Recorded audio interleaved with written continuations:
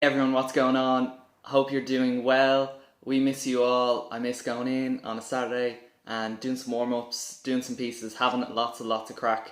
But we're here and we're going to do some bits today. So, what we're going to do is we're going to cover some drama warm ups, both in mime and a little bit in improv, and it's for everyone. And then there's some teeny bit advanced stuff going into the three elements of movement, but I'll explain that, and it's all lots of fun. So, let's go for it. So first we're going to start off, you'll know this if you're in drama class or if you're not joining anyway, grab the family, grab someone, grab your grown-ups, grab your brother, grab your sister, whatever. And we're going to do our name and a sound. So go around your space that you're in. So I'm going to go, Louis, pew! Or you could go like, Louis, ha! Or you go, Louis, blah! Whatever noise, whatever sound, and throw a movement on that, alright? So your name and then a movement and a sound. Now, what we're going to move on to is a mime exercise. So this is really helpful for me when I'm trying to figure out how to do things in a mime. So it's called How Heavy Is It? And what we're going to do is we're going to think about an item. So I'm going to stand up here. Let's hope I'm not... Am I here? Yes, hello. I'll move this chair. Go away, chair. So what we're going to do is we're going to visualize that we have an item in our hand. So what I'm going to do is I'm going to start off by picking up a teaspoon. Teaspoon, we can see it's not that heavy, it doesn't take a lot on my shoulders or my legs lift or anything like that. And then we go for a bigger item. So what we're going to go for next, we're going to lift a plate full of food. So maybe there's a bit of resistance in our arms, maybe you have to put a bit more effort in to lift it up, okay? Next we're going to go for our school bag. Now this is a bag full of books, full of pencils, full of everything. Now, mimes are meant to be quiet, so I shouldn't have made that noise. So we have our backpack on, and now we're going to put that down. And now, right, we're going to have to use our whole body for this. We're going to pick up a box of books, alright? So, think about what we have to use. We have to use our shoulders, our arms, our legs, our whole body, right?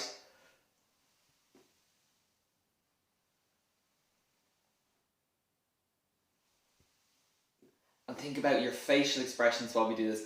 And think about different things you can lift up. There's so many things. What do I have? I have a plant. We could lift up a plant. Think about all the different things.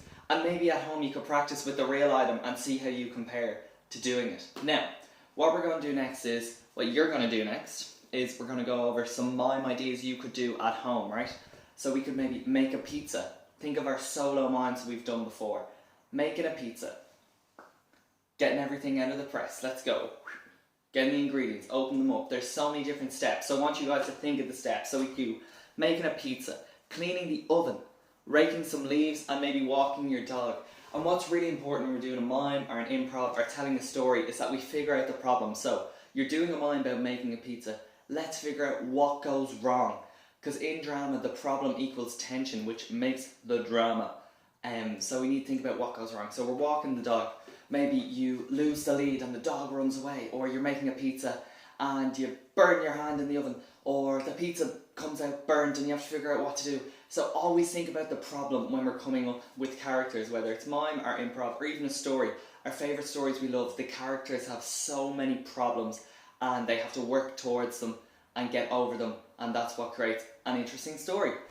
Now, mime is the art of silence, so as I said before, it's really important that we're quiet in our movement. So no big steps or no big breaths or anything like that. Really quiet, really mind the silence. Now, this may be a little bit advanced, but let's have a look at it. We're going to look at the three elements of movement. So I'll explain them in a small, brief way. So we're going to look at immobility. So basically, immobility is the first one. Immobility. It's when your body is relaxed, but it's alert. It's ready to go, and it's essential for any mime, really. So it's just saying that your body is ready to go and that it's charged and it's sensing the energy in the room you're in. So what is really important when we're acting is about getting the energy of the piece, getting everything sorted like that. So it's being ready. A click is a short outburst of energy. So a click, C-L-I-C, is the second one we're going to look at. And that's a short outburst of energy.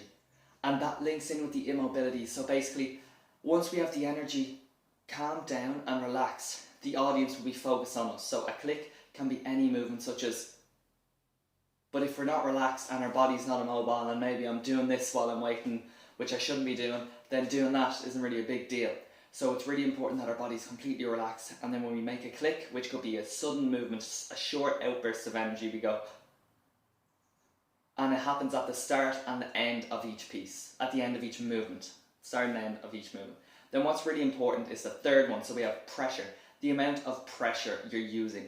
So like we did with the how heavy is the exercise, when we're lifting something up, we got to think about the weight and the gravity of the situation. So we got to think about the pressure we're putting into everything. So as we said, if I'm lifting up a teaspoon, I don't need to use my legs and my whole body and my shoulders to lift up a teaspoon, do I? No, I go, and then I have some tea, and yeah, exactly. So we have the three elements, so they're immobility, click, and pressure. So we are going to move on to some improvisation now. So what's really important, I need to grab my piece of paper for this. And you can do this at home. So this is a fun, why is the light going away? Hello light, come back. So what's really important is this exercise is to get an improvisation idea, a mime idea, a story idea. So what we're going to do is we're going to split our page, and it's going to look very messy, but we're going to split our page into 3. Right, so on one column, and you can do this loads of times, so let's maybe split it into 9. And you can do this if you have any siblings around, you can do it by yourself, you can do loads of them. The more the merrier. So what we're going to do is, on top of these, we're going to put character. So I'll do that now. So our character. So 3 boxes you're going to put character. Character. So what I mean by character is the type of character. So it could be a silly old man who loves singing. It could be a dog who wants to learn how to fly. It could be a boy who wants to be good at maths. Okay, so anything you can come up with, anything, any idea you have, okay, is your character. Now, what we're going to put in is the want. What does your character want? So we'll do 3 boxes, not tree. It's not a tree we're planting. Perfect. So our 3 wants. And actually, quick side note, if you do sometimes say like tree instead of 3, with our THs, it's really important. There's this warm up we can do. It goes this, that, these, and those. That is the way the TH goes. So just practice that, and I'm going to practice it too. So there are wants. So what does the character want? So maybe we have the old man at the bus stop wants to make a friend at the bus stop, or maybe wants to talk to someone, but everyone's on their phone. Maybe that could be it. So next we're going to move on to the problem. Over here. Problem. Whoa. Problem. Cool. So essentially what you're going to do now, you're going to fill in all the boxes. So 3 different characters, 3 different wants, 3 different problems. And this is what's going wrong with the characters. So crazy dog wants an owner, but he can't find one, or they don't see him, or something. Anything you can come up with, any different ideas. It could be anything. The crazier the better. And what you're going to do is you're going to cut your page. I'm going to cut the 9 pieces, and you're going to put all the characters together, and you're going to put the wants together and the problems together, and then you're going to stir them all up, and then you're going to pick a random one from each, and then create a story from that. So we could have had an old man here. We could have the want of maybe a pizza here, and then we could have a problem of there's no food in the fridge. So you're going to mix them all together, and that will really help inspire your improvisation ideas. And then from that, and from doing this exercise, I want you guys to make an improvisation, a really cool one, a really fun one. You can do it by yourself, because we can do solo improvisations, or if there's a brother or sister, or grown up or granny in the house, we can do that. Thanks so much for watching, guys. Welcome to my YouTube channel. No, but I hope you're all doing great, and the sun's out, so enjoy your front garden. Stay away from people, social distance, but do your snap zooms and your Whats, Facebooks, and there we go. I'm a granny now. I'm a grown up. Right. Have a wonderful day, everyone. And yes, let the sun shine.